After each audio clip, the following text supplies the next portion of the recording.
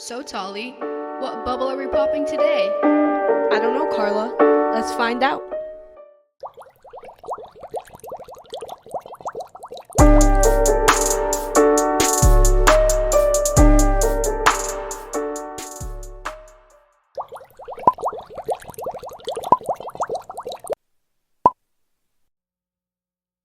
Happy Sunday, everyone! Welcome back to another episode of Popping the Bubble!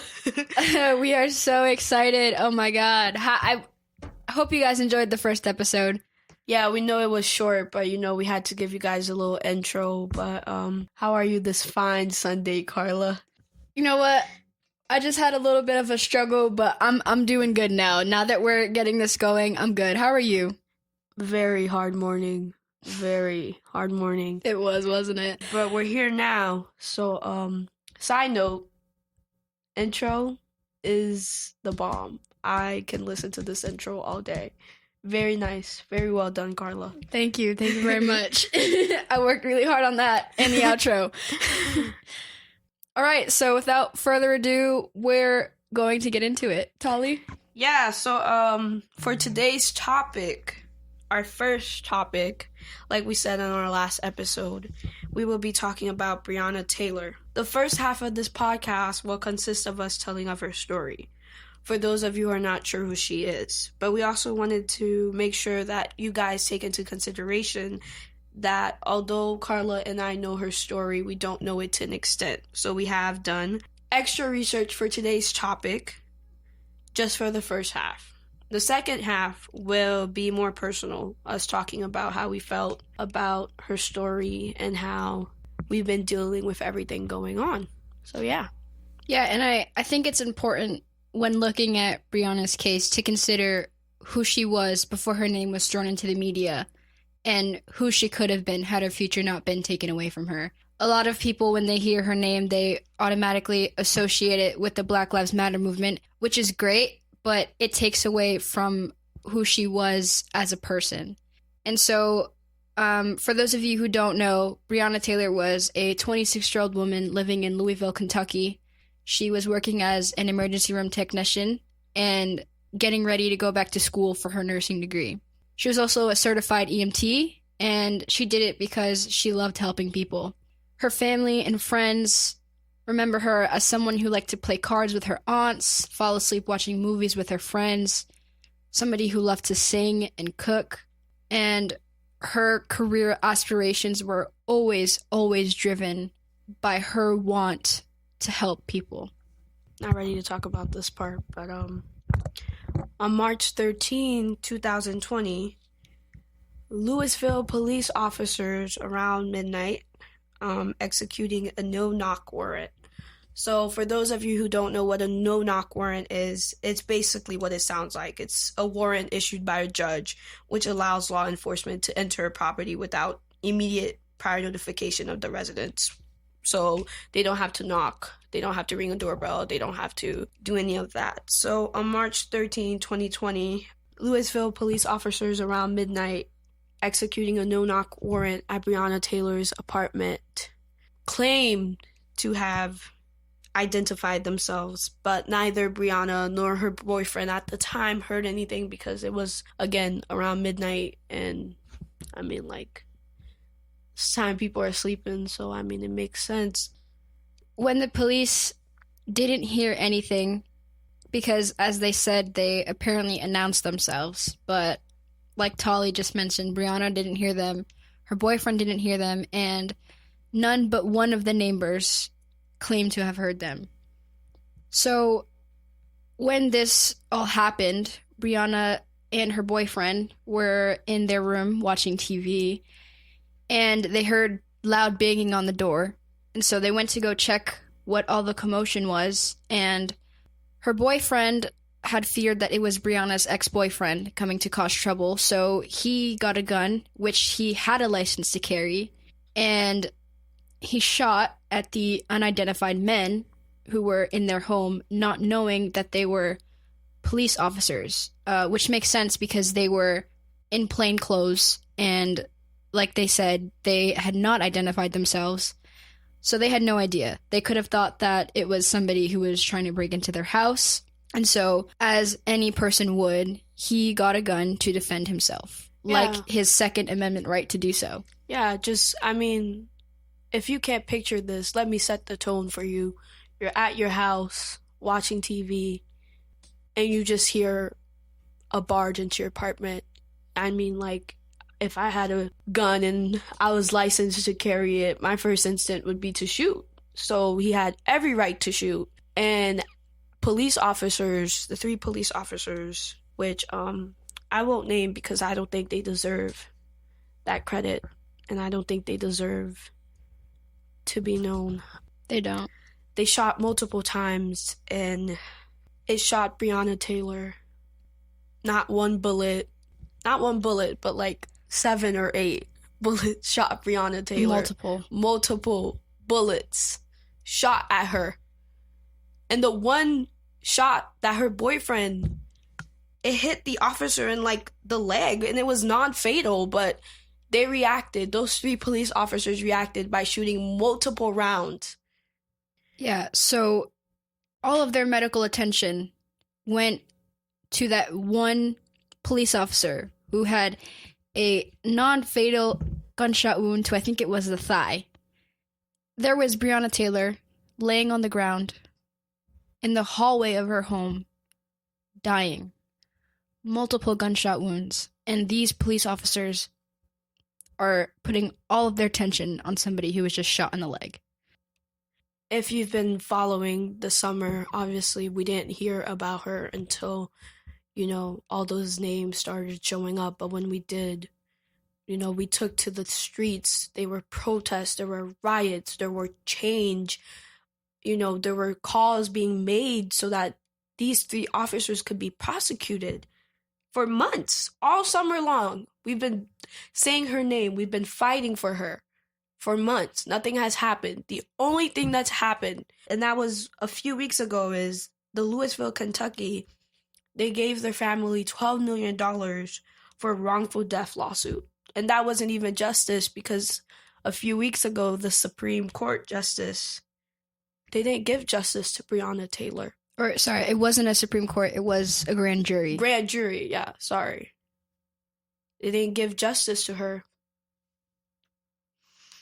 I think it's also important to talk about the parts of this case that people tend to get wrong. So one of the biggest misconceptions is that she died in her bed while she was sleeping. She was awake. She was in the hallway because, like I said before, her and her boyfriend had gone to check on what was happening. What was all this commotion? Why did they hear banging? Why had somebody just barged into their home? So they went together, and like I said, she died in the hallway of her home. And I don't know, this is just a really tough topic to talk about. And I don't know, Tali. I'm sorry, my legs are like shaking, but also another false information. I think we should say they were executing a no-knock warrant because at the time Breonna's ex-boyfriend was involved in drugs. Ex-boyfriend, meaning not with her right now, like not in the same apartment. And also they didn't find any drugs in her apartment. Not one drugs. Not one. Let's be clear. And even then there were like news and stuff on social media like, oh, she was with, like, she shouldn't have been with her ex-boyfriend, or she knew what she was getting herself into. And I just like to stop anyone who says that right there. We are humans. We make mistakes. That does not justify killing or murders. I don't understand what justification she needed. She was in her home where she's supposed to be safe. And she wasn't safe. She died in her home. There is no justification that could justify these cops' actions at all. And even if Breonna was involved in all these things that they claimed that she was, which she wasn't. Even if she was, that does not justify what happened to her. And we see this a lot with other cases of other people who die. We could talk about Michael Brown, we can talk about Trayvon Martin, we can talk about all of them. When they died, they all had one thing in common. They were unarmed, meaning that lethal force was not justified. But people like to talk about all this stuff in the media. They like to talk about what they were involved in. Oh, this person was a drug dealer. Oh, this person did this, they did that. Even if they were, that does not justify their death. They were humans. Like I don't understand what's so hard to understand about that.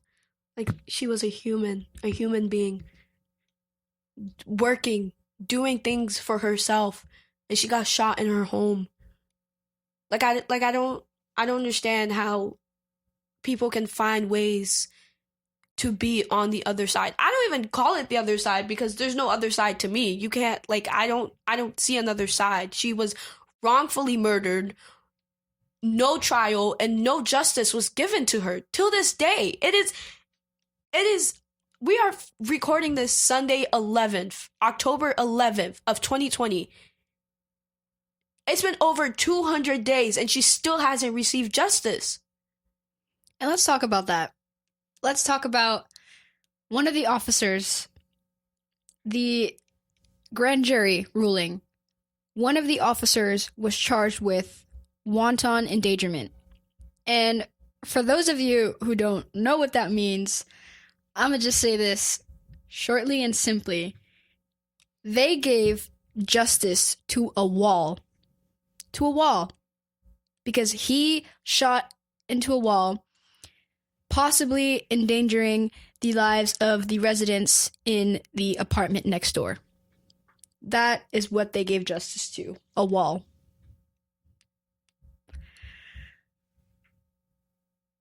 Wall. Breonna Taylor wasn't in the conversation of this. This wasn't about Breonna Taylor, this was about a wall. That's what he was charged with. A wall. Just take a second. A wall. A 26-year-old was wrongfully murdered in her house for over 200 days. No justice. But a wall. A wall. All right, so let's move into the personal part of this discussion. Tali, let me ask you, do you think, and the answer here is pretty obvious, but do you think that Breonna Taylor got justice? No. I generally just can't understand how she just didn't get justice. You can't tell me she got justice. Especially with the conversation of, oh, her family got paid money for wrongful death lawsuit. That's Kentucky. I'm talking about the bigger picture. I'm talking about the trial. Her case wasn't even sent to trial. She didn't get any justice. Not one of those officers were charged. Not one of those officers will be held accountable for what they did to her. Where is the justice?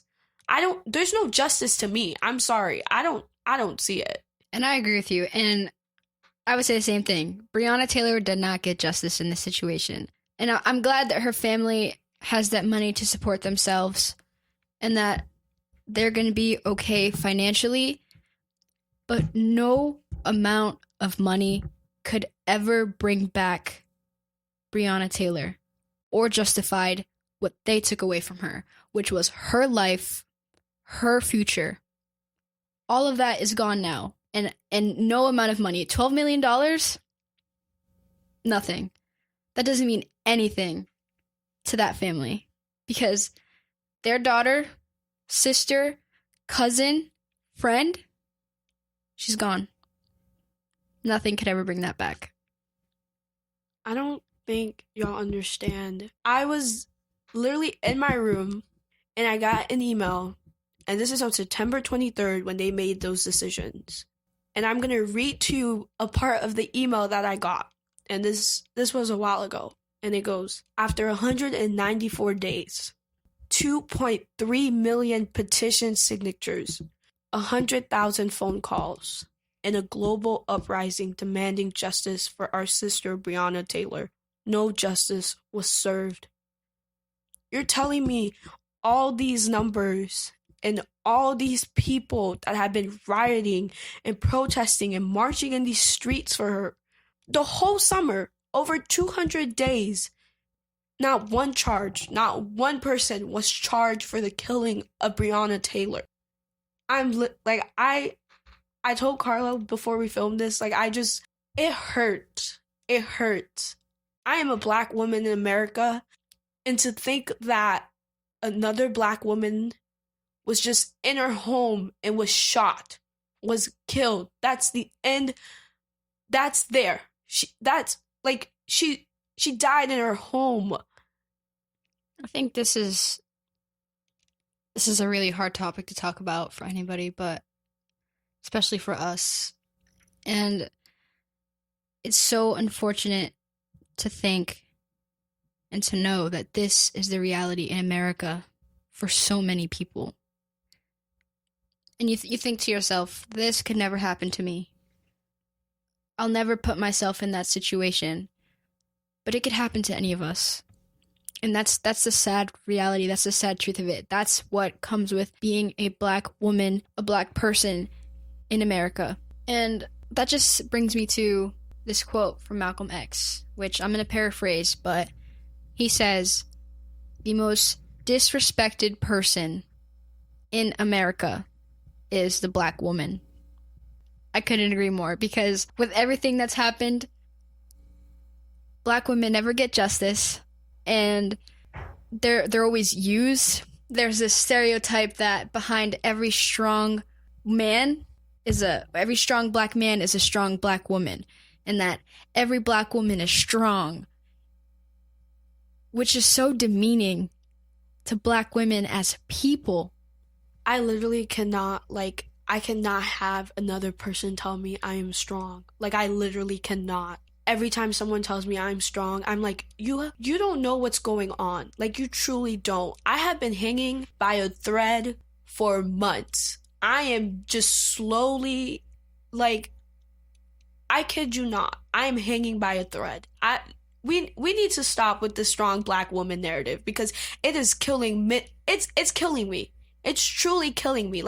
Yes, I'm strong, but the constant reminder is it's like telling me you have no other option but to be strong. And sometimes I want to cry. I just want to sit down and cry because I'm scared. I'm genuinely scared. I'm scared, I'm upset, I'm frustrated. We need to stop with that strong Black woman narrative, because it's killing me. I cannot have someone else tell me I'm strong, because I'm not. To an extent, yes, but I'm not. I'm not. I shouldn't have to be strong. I shouldn't have to wake up every day and be strong because I want to live and be aware of my surroundings and be aware of if I'm going to make it through the day. That shouldn't have to be a thought for me. I'm 15 years old. Why is it that when Black girls are growing up, they're taught that they're trained to be a specific way? They're trained never to show their emotions, to always hide everything, to always have to support everybody around them, to not think about themselves, and not be allowed the space and the room to be vulnerable and to just be themselves. And when they do get angry and when they do express themselves truthfully, then there's this stereotype of the angry Black woman, or that she's ghetto, or that, I just make it make sense. Make it make sense. I was truthfully, this episode is just so, I'm just shaking because I keep pushing down these feelings and these emotions because I'm just not, I just don't want to feel sad. I don't want to feel this pain. And us talking about it. We've been planning this for a while, and we've wanted to do this episode so carefully because we wanted to make sure that this episode was dedicated to her, that when people listen to this episode, they remember her name, that they know who she is. And it's so frustrating. Like, every day I wake up and I'm like, it's so frustrating. You think about all of the things that Breonna Taylor could have been. She could have been a nurse. She could have been a mother, a wife. Maybe she didn't want to be those things, but that was always going to be her choice. She was going to be able to make decisions about her future and who she wanted to be. But now she can't do that. And there's so many other people whose lives have been taken that people don't even know about because the media doesn't think that it's good enough or that it's important enough, that these women don't really deserve justice. Why does it take a large-scale national protest and movement for her name to even be thought of in the media? Why does it take these things? Why aren't people upset about these things right away?